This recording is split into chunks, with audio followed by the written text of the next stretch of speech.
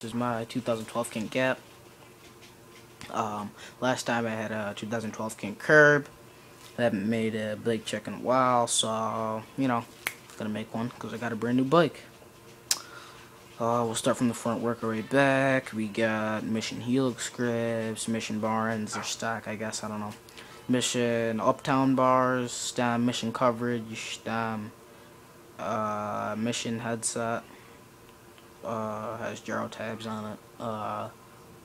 It's a integrated headset. The frame, 2012 Kink Gap. The seat's a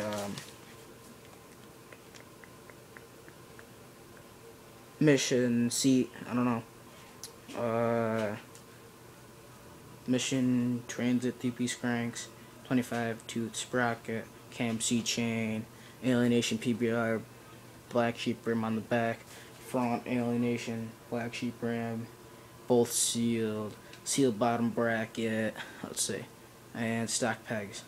Alright, we'll be making a couple more edits and things, so please rate, comment, and subscribe. I hope the views go up. You guys haven't been commenting, rating, or anything. We need a couple more subscribers, so thanks.